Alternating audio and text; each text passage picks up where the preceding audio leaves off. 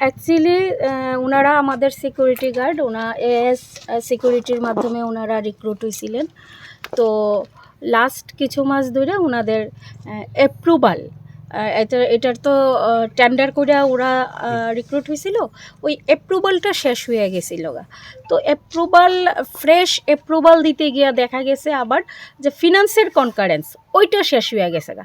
তো ওইটা প্রসেস হয়ে আসার সাপেক্ষেই আমাদের হায়ার অথরিটির ইনস্ট্রাকশন ছিল যে নতুন টেন্ডার করতে হইব। তো এই নিউ টেন্ডার প্রসেস হইতে একটু টাইম নিছে। তো নিউ টেন্ডার প্রসেসটা এখন অনগোয়িং আছে।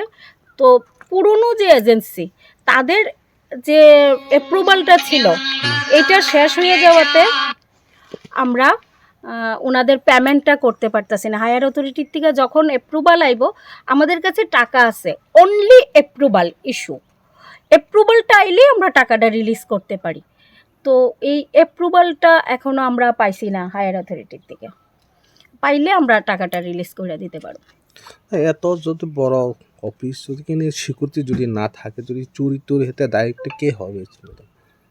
দেখেন, এটা দায় কে হইব?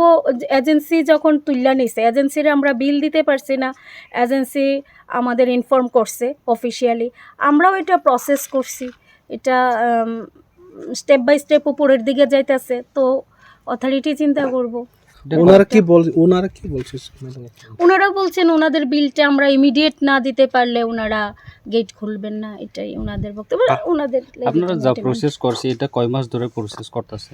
তারা তো 6 মাসের বেতন পায় না, 9 মাস এমন? না 9 মাস না, ওনারা 3 মাসের বেতন অলরেডি পাইছে, 5-6 মাস। 5 মাসে মনে হচ্ছে না। 5 মাস মানে এই মাসটা কমপ্লিট জাস্ট হলো তো, জানুয়ারি, এটা ইনক্লুডিং 5 মাস। এখন তো অফিস বন্ধ, আপনারা কি সিদ্ধান্ত নিচ্ছেন? আমরা এখন লোকাল পিএসে যাব। পিএস ছাড়া তো মানে তালা ভাঙার রাইট কারোর থাকতো না। তো আমরা পিএসে যোগাযোগ করব আর কি, তারপরে দেখা কি এখানে কয়জন স্টাফ আছে এই অফিসে?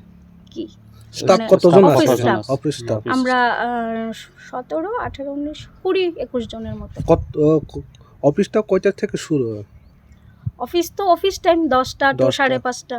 10টা তো এখানে তো 18 জন হচ্ছে না, এখন এত লেট কেন অফিসে?